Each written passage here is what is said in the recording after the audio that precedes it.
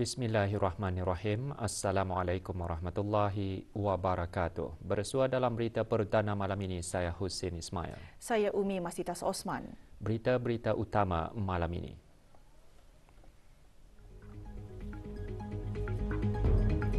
Kebawah Duli Yang Maha Mulia Paduka Seri Baginda Sultan dan Yang di-Pertuan Negara Brunei Darussalam berkenan menerima menghadap Ketua Menteri dan Menteri Kewangan Sabah Malaysia.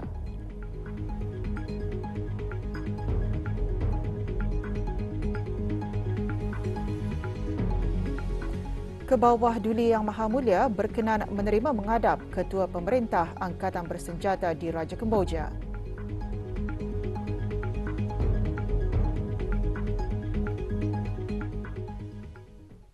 Kebawah Duli Yang Maha Mulia Paduka Seri Baginda Sultan Haji Hassanal Bolkiah Muizzaddin Wad Daulah Ibni Almarhum Sultan Haji Omar Ali Saifuddin Sa'dul Khairiwaddin, Sultan dan Yang di-Pertuan Negara Brunei Darussalam petang tadi berkenan menerima menghadap secara berasingan Yang Amat Berhormat Datuk Seri Panglima Haji Hajiji bin Haji Nor, Ketua Menteri dan Menteri Kewangan Sabah Malaysia dan Tuan Yang Terutama Jeneral Wong Pisen, Ketua Pemerintah Angkatan Bersenjata di Raja Kemboja ABDK.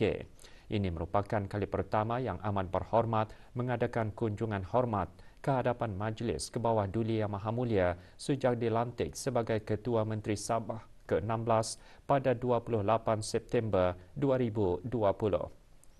Hubungan rapat antara negara Brunei Darussalam dan Malaysia telah lama terjalin dengan kedua-dua buah negara mempunyai kerjasama baik dalam bidang perdagangan dan pelaburan, pertahanan, pendidikan, pelancongan dan kesaling hubungan dan kesihatan. Manakala negara Brunei Darussalam dan Kerajaan Kemboja mempunyai hubungan diplomatik yang rapat dan lama terjalin yang dimeterai pada tahun 1992. Majlis-majlis menghadap tersebut berlangsung di Istana Nurul Iman. Kebawah Duli Yang Maha Mulia mula-mula berkenan menerima menghadap Yang Amat Berhormat Datuk Seri Panglima Haji Hajiji bin Haji Nor.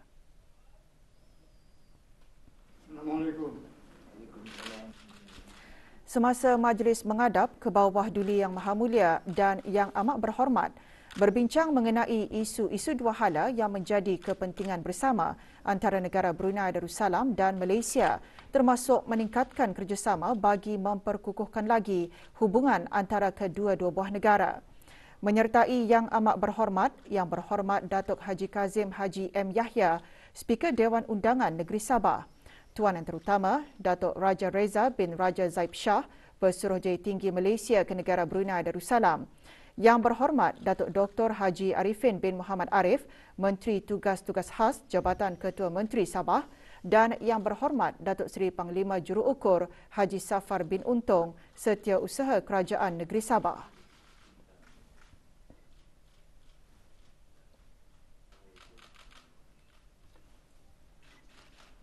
Kebawah Duli Yang Maha Mulia kemudian berkenan menerima menghadap Tuan Yang Terutama Jeneral Wong Pisen. Perhubungan pertahanan dua hala antara negara Brunei Darussalam dan Kerajaan Kemboja berkembang dengan penglibatan yang merangkumi lawatan, mesyuarat pertahanan dan ketenteraan, eksersis dan kursus.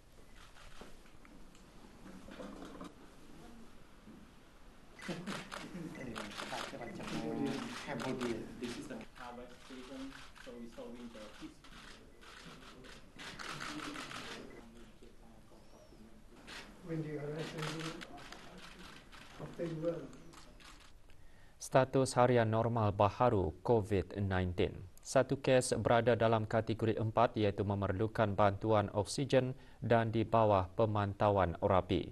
Kementerian Kesihatan memaklumkan 173 kes dilaporkan sembuh hari ini. Jumlah keseluruhan pemberian 2 dos vaksin COVID-19 bagi kanak-kanak berumur 5 hingga 11 tahun 85.2%.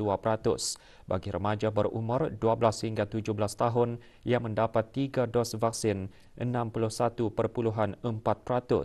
Dan liputan bagi rakyat dan penduduk negara ini yang mendapatkan 3 dos vaksin 78.4%. Negara Brunei Darussalam hari ini menyambut Hari Perkhidmatan Awam ke-29. Bersempena dengan sambutan tersebut, sembahyang fardu asar berjemaah, membaca surah Yasin serta membaca doa khas diadakan serentak di masjid-masjid utama di seluruh negara.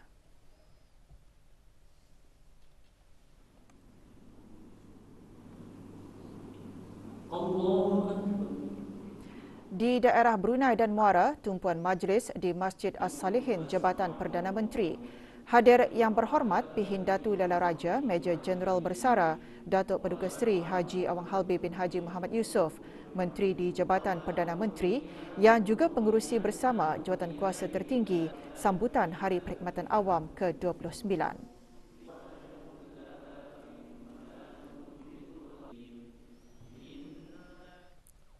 Sembahyang fardu asar berjemaah membaca surah Yasin serta doa khas sempena Hari Perkhidmatan Awam ke-29 juga diadakan di masjid-masjid utama di 3 daerah. Di daerah Belait, tumpuan majlis di Masjid Kampung Pandan Kuala Belait. Hadir Datuk Seri Paduka Awang Haji Mat Satijo bin Sokiau, Timbalan Menteri Jabatan Tenaga di Jabatan Perdana Menteri.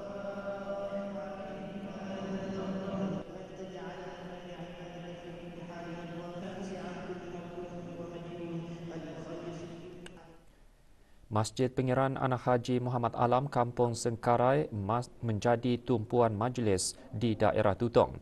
Hadir Datuk Seri Paduka Awang Haji Sufian bin Haji Sabtu, Timbalan Menteri di Jabatan Perdana Menteri.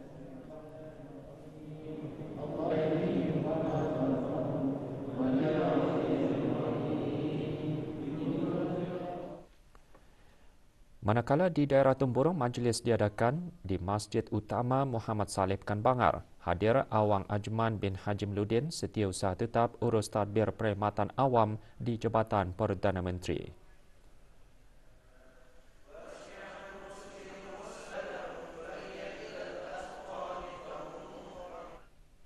Bersempena Hari Perkhidmatan Awam ke-29 yang jatuh hari ini, 29 September 2022. Berita perdana malam ini membawakan laporan mengenai peranan warga perkhidmatan dalam memacu pembangunan negara.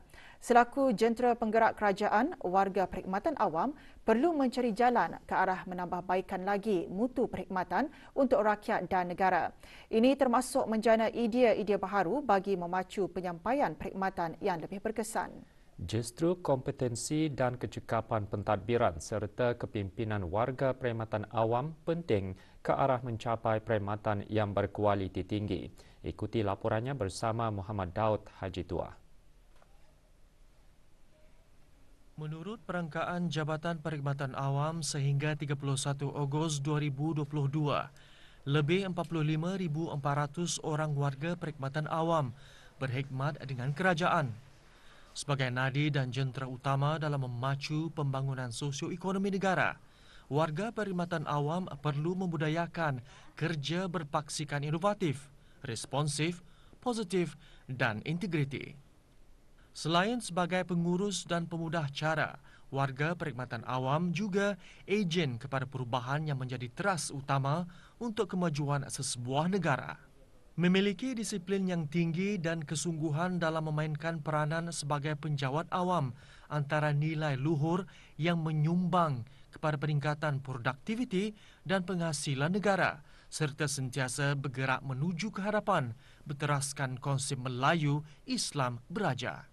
Perlulah ada sikap sentiasa positif dan juga berusaha untuk meningkatkan lagi kualiti perkhidmatan awam. Sabar dan beriltizam perlulah diterapkan dalam warga diri perkhidmatan awam. Sentiasa mematuhi undang-undang dan perkhidmatan awam dan juga sentiasa bersifat amanah, jujur, ikhlas dan bersifat terbuka. Sifat jujur dan amanah juga antara nilai murni yang perlu diterapkan dalam diri setiap warga perkhidmatan awam. Jujur iaitu tugas-tugas yang diberikan hendaklah tidak mengharapkan sebarang imbalan. Amanah itu ialah tugas-tugas yang diberikan dibuat dengan menjaga kerahsiaan sesuatu kerja itu. Setiap tugas adalah amanah yang perlu dilaksanakan dengan tanggungjawab yang berintegriti. Perlu berpandang lebih global dan holistik terhadap sesuatu isu agar dapat menangani dengan berkesan dan menyeluruh. Jika tidak jujur dan amanah dalam pekerjaan, petani tidak akan dapat hasil yang diharapkan oleh pihak kerajaan. Tidak dapat dinafikan bahawa sifat amanah itu adalah penting dan perlu ada dalam setiap diri ahli organisasi A. Jika tiada amanah, maka apapun tugasan petani, apapun objektif dan apapun hasil yang petani harapkan, tidak akan petani dapat capai dengan mudah dan lancar. Dalam usaha meningkatkan lagi mutu perkhidmatan, setiap warga perkhidmatan awam perlu sentiasa mengamalkan etika kerja yang tinggi dan berintegriti dalam mendukung usaha kerajaan untuk menjadikan negara baldatun taibatun warabun ghafur. Selamat Hari Perkhidmatan Awam ke-29. Muhammad Dad Haji Tua untuk Berita RTB. Peningkatan penyakit kardiovaskular dalam kalangan golongan muda membimbangkan namun masih boleh dicegah. Bahan beritanya menyusul selepas petikan titah ini.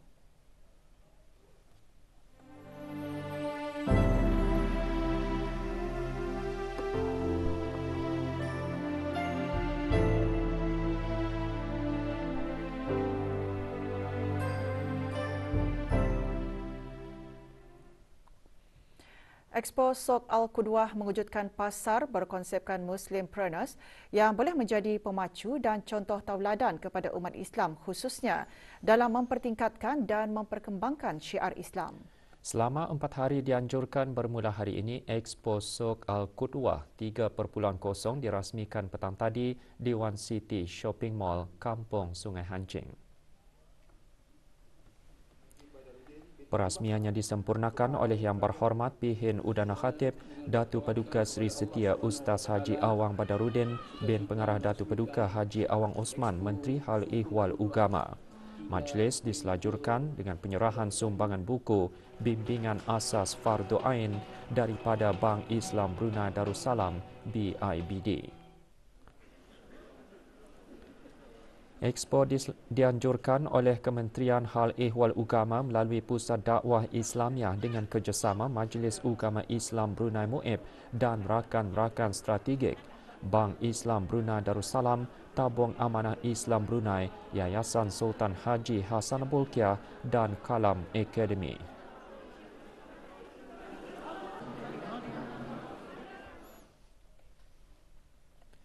Penyakit kardiovaskular telah menjadi penyebab kematian keseluruhan dan kematian pramatang tertinggi dan menyumbang lebih daripada 25% punca kematian pada tahun 2021 di negara Brunei Darussalam.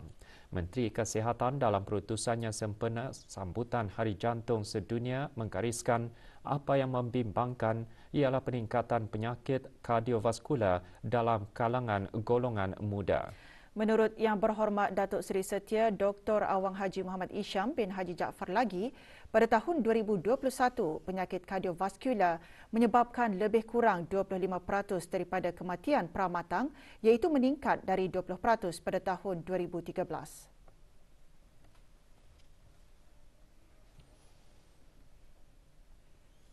Menteri Kesihatan juga mengongsikan faktor-faktor risiko yang menyumbang kepada penyakit kardiovaskular termasuk faktor-faktor risiko tingkah laku yang boleh dicegah seperti penggunaan tembakau, amalan makanan tidak sihat seperti pengambilan lemak dan garam yang berlebihan dan gaya hidup yang tidak aktif.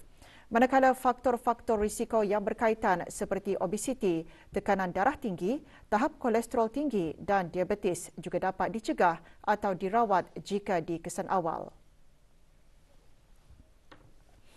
Sambutan Hari Jantung Sedunia tahun ini bertemakan gunakan jantung untuk setiap jantung yang menekankan 3 mesej utama iaitu gunakan jantung untuk kemanusiaan, gunakan jantung untuk alam semula jadi dan gunakan jantung untuk diri sendiri. Ke arah menggalakkan amalan gaya hidup yang cergas dan meningkatkan tahap kegiatan fizikal dalam kalangan masyarakat, Menteri Kesihatan menyatakan kementeriannya telah melancarkan inisiatif BN on the Move Ogos lalu. Sempena Hari Jantung Sedunia, masyarakat di negara ini diseru untuk sama-sama memainkan peranan dalam menyumbang kepada perubahan positif dalam kehidupan kita dan orang sekeliling, terutamanya ahli keluarga tersayang. Amalan gaya hidup sihat dan senaman secara kerap dapat membantu meningkatkan kesihatan jantung. Risiko penyakit kardiovaskular termasuk penyakit jantung juga dapat dikurangkan melalui kualiti tidur dan kesihatan mental yang baik. Justru bersempena dengan sambutan Hari Jantung Sedunia 2022, berita perdana malam ini membawakan edisi khas mengenai penyakit kardiovaskular. Laporannya bersama Nadira Haji Umar. Penyakit kardiovaskular dibahagikan kepada beberapa jenis, antaranya penyakit jantung koronari yang menjadi pembunuh utama dalam keseluruhan penyakit kardiovaskular dan strok atau angin ahmar. Bagi menangani masalah penyakit jantung koronari, negara tidak ketinggalan dalam menggunakan rawatan terkini melalui Pusat Jantung Gleneagles JPMC yang khusus memberikan rawatan penyakit kardiovaskular. Menurut Timbalan Pengarah dan Konsultan Pakar Bedah Jantung Gleneagles JPMC, apa yang menjadi kebimbangan pada masa ini, peningkatan pesakit kardiovaskular dalam kalangan golongan muda. Ini mungkin disebabkan pengambilan anabolic steroid dan vaping dalam kalangan golongan tersebut. Kalau dibandingkan negara luar, dikatakan kebanyakan orang yang menghadapi penyakit kardiovaskular ni orang yang berumur lah di luar negeri. Tapi di Brunei Darussalam ni unik. Diberikan unik, bukan satu yang boleh dibanggakan, tapi malah yang perlu tani adalah mengambil berat tentang pengambilan steroid dan vaping inilah. Sementara itu, seorang pesakit jantung menasihatkan orang ramai agar tidak ambil mudah atau menganggap badan sentiasa sehat. Sebaliknya, mengubah cara hidup sebelum mendapat serangan jantung. Menurutnya, keperitan akibat serangan jantung begitu sukar digambarkan. Sakitnya tu fikir mulanya macam duga. Tapi macam batah kan, ibu makan minum ubat duga, lepas tu nada juga. Kali indah tahulah tu jantung sebenarnya sudah yang mengattack. Sakitnya tu ya Allah, payah akan bercerita pulang Kalau akan menyerang tu bila-bila masa. Jadi saranan supaya jaga kesihatan benar-benar, jaga jantung kita ni benar-benar, especially pemakanan itulah. Bersempena dengan Hari Jantung Sedunia tahun ini, semua pihak memainkan peranan dalam menyumbang kepada perubahan positif dalam kehidupan dan orang sekeliling, terutama ahli keluarga yang tersayang ke arah pilihan dan tingkah laku lebih sihat. Nadira Haji Umar untuk Berita RTB. China dan negara Brunei Darussalam sentiasa menghormati antara satu sama lain dan akan terus mengukuhkan kerjasama hubungan dua hala yang mengekalkan momentum pembangunan yang mantap. Duta Besar Istimewa dan Mutlak Republik Rakyat China ke negara Brunei Darussalam berkata demikian semasa majlis resepsi sempena sambutan ulang tahun penubuhan Republik Rakyat China ke-73. Majlis diadakan semalam di salah sebuah hotel di Kadong. Mewakili pihak kerajaan ke bawah Duli Yang Maha Mulia Paduka Seri Baginda Sultan dan Yang di-Pertuan Negara Brunei Darussalam yang berhormat Datuk Seri Setia Awang Haji Ahmadin bin Haji Abdul Rahman, Menteri Hal Ehwal Dalam Negeri. Puan Yang Terutama Yu Hong berkata, kedua-dua pihak menghargai keamanan dan kestabilan serantau dan mematuhi prinsip tidak campur tangan dalam hal ehwal dalaman.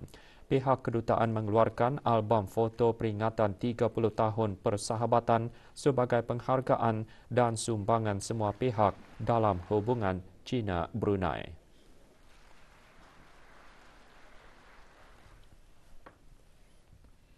Seramai 161 pelajar telah dianugerahkan program biasiswa bersama antara Industries dan Universiti Brunei Darussalam UBD, Zhejiang University ZJU, manakala 145 pelajar lagi di bawah program biasiswa bersama Heng Yi Industries dan Institut Pendidikan Teknikal Brunei IBTE Lanzhou Petrochemical University of Vocational Technology LPUVT.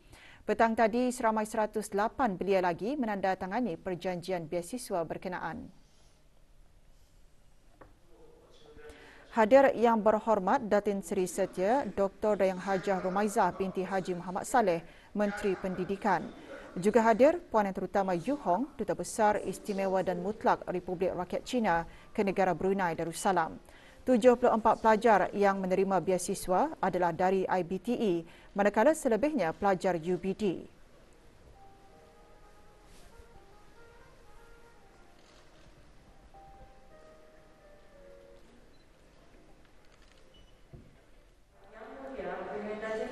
Juga diadakan penyerahan sumbangan sebanyak RM50,000 kepada Pusat Ehsan Al-Amirah Al-Hajah Mariam bagi pembangunan pusat berkenaan. Sumbangan disampaikan oleh Timbalan Ketua Pegawai Eksekutif Heng Yi Industries kepada Pengiran Datin Hajah Nuraini, binti Pengiran Dipa Negara Laila Diraja, Pengiran Haji Abdul Momin, pemegang amanah eksekutif Pusat Ehsan.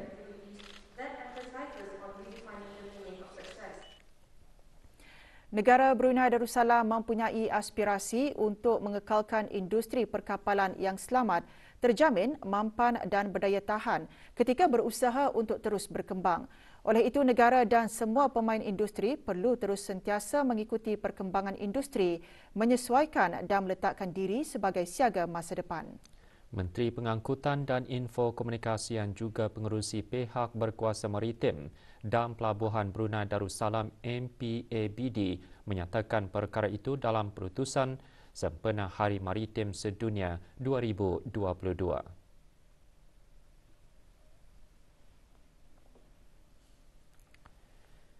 Dalam perutusan, Yang Berhormat Pengiran Datu Seri Setia Syamhari bin Pengiran Datu Paduka Haji Mustafa juga menyatakan bentuk ancaman di lautan bukan sahaja tertumpu kepada keselamatan tetapi tertakluk kepada isu pencemaran marin dan eksploitasi sumber marin yang tidak mampan. Isu alam sekitar marin semakin mencabar memandangkan sifat fizikal lautan itu sendiri tidak mempunyai sempadan fizikal. Hari Maritim Sedunia tahun ini membawa tema teknologi baharu bagi perkapalan lebih hijau yang bertujuan mengetengahkan inisiatif untuk menangani beberapa kebimbangan tentang lautan dan alam sekitar termasuk perubahan iklim, pencemaran marin dan memelihara biodiversiti. 10 strategi utama perubahan iklim negara Brunei Darussalam untuk membentuk negara kepada rendah karbon dan ekonomi berdaya tahan iklim menetapkan sektor perkapalan untuk memenuhi sasaran antarabangsa yang ditetapkan oleh Agenda 2030 Matlamat-Matlamat Pembangunan Mampan Pertubuhan Bangsa-Bangsa Bersatu SDGs.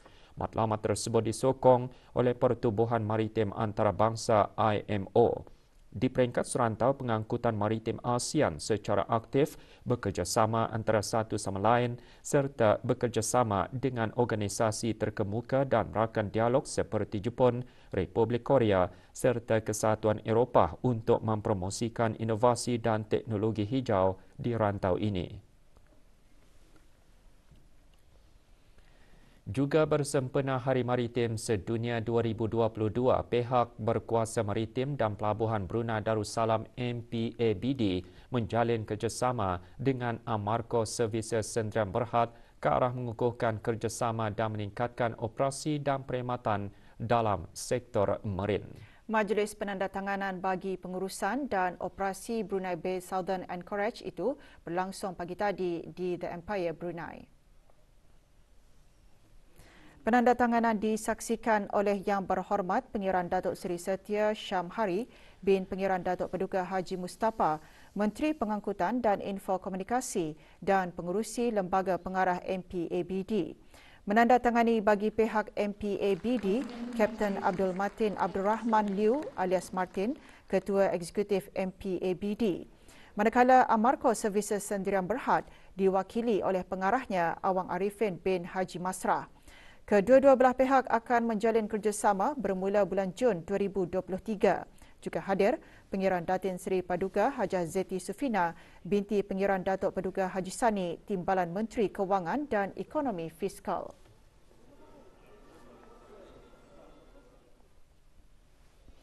Wanita di negara Brunei Darussalam memainkan peranan penting dalam pembangunan negara dan menyumbang secara terbuka dan samarata kepada masyarakat dan diberi peluang yang sama dalam faedah sosial dan ekonomi.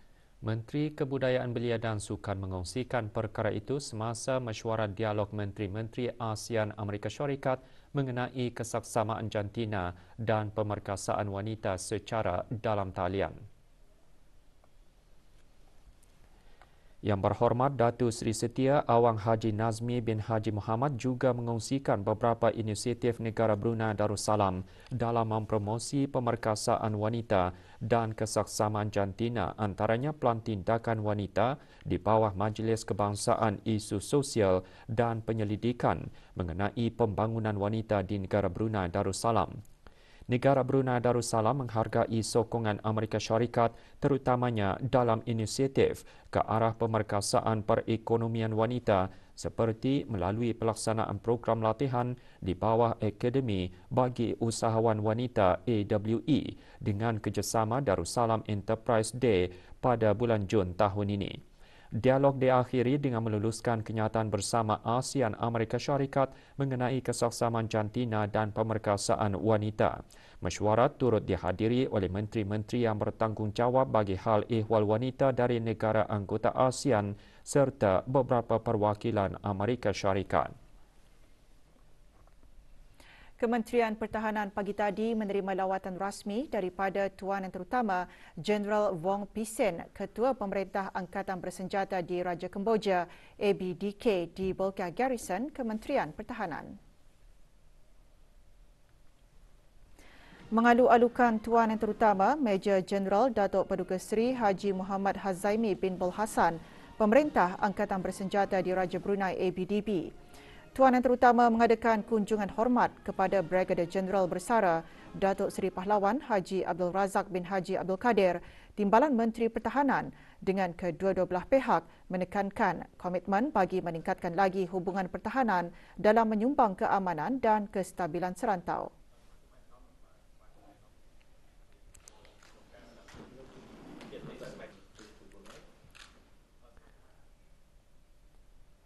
Kolej Perniagaan Laksmana LCB menandatangani memorandum persefahaman MOU dengan Universiti Essex. Majlis penandatanganan perjanjian diadakan petang tadi di kolej berkenaan. Hadir Dr. Chin Wei Keh, Setiausaha Tetap Pengajian Tinggi Kementerian Pendidikan, menandatangani bagi pihak LCB Sivarajah Subramaniam, Ketua Pegawai Operasi Kolej berkenaan. Sementara Profesor Anthony Foster, Naib Chancellor Universiti Essex, mewakili universiti tersebut. Juga hadir Puan Catherine Pokchanavala Cliff, Timbalan Pesuruhjaya Tinggi British ke negara Brunei Darussalam. MOU ini menawarkan laluan baharu pelajar dalam pengajian bidang undang-undang bermula tahun 2023 sekaligus melengkapkan tahap 4 dan tahap 5 pengajian undang-undang LLB Law Essex di LCB.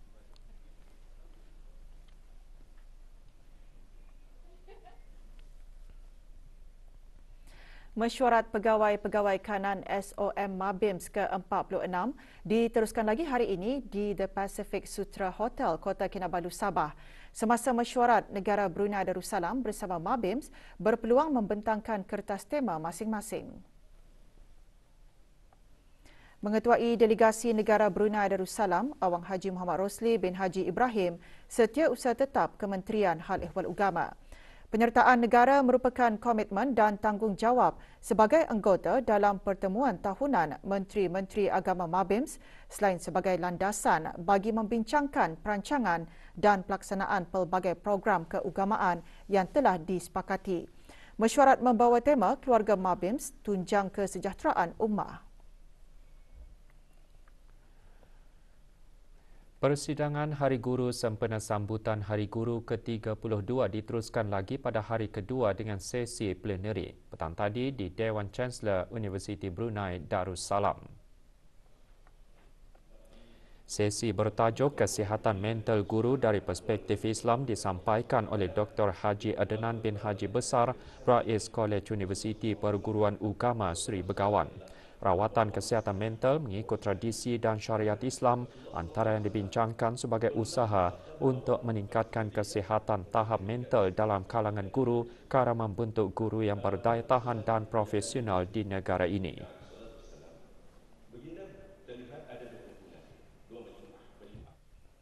Laungan dikir terus berkumandang di semua masjid, surau dan balai ibadat di seluruh negara. Semalam, Kementerian Hal Ehwal Agama mengadakan majlis dikir sempena sambutan Maulud Nabi Muhammad sallallahu alaihi wasallam di Masjid Kampung Penanjung, daerah Tutong. Hadir Awang Haji Muhammad Serudin bin Haji Timbang, pemangku setiausaha tetap Kementerian Hal Ehwal Agama. Majlis dimulakan dengan tazkirah bertajuk Memperbanyakkan Selawat Membawa Berkat. Majlis seumpamanya diadakan sebagai salah satu syiar Islam untuk memakmurkan masjid selain mengeratkan hubungan silaturahim dalam kalangan pegawai dan kaki tangan kementerian berkenaan dengan jemaah masjid dan penduduk kampung.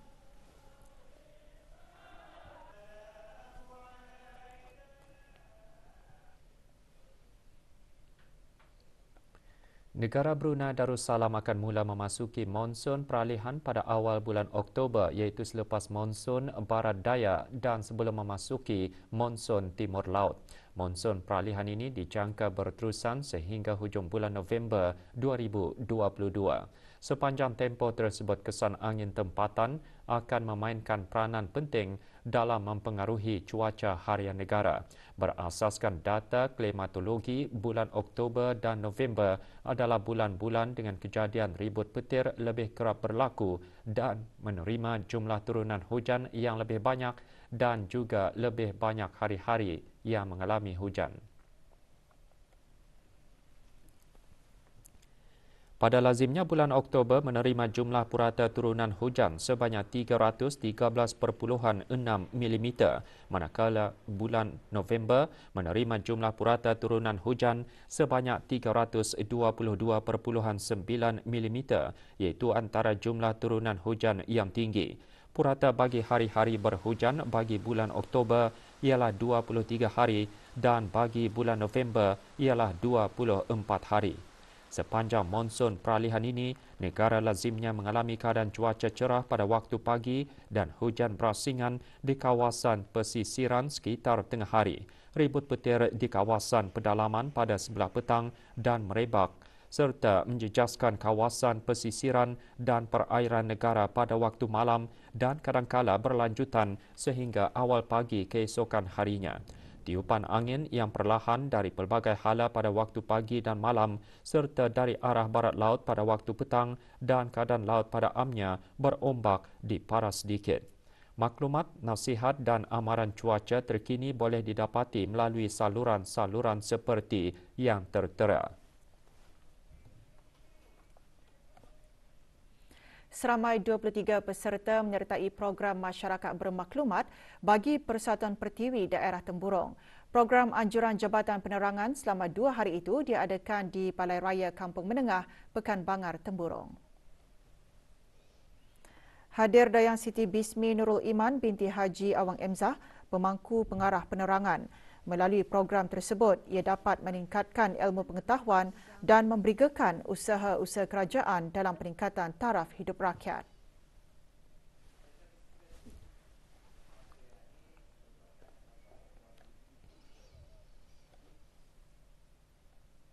Lima ahli Majlis Perniagaan Wanita Brunei Darussalam akan menyertai program Awardi Anjuran AWEN Indonesia.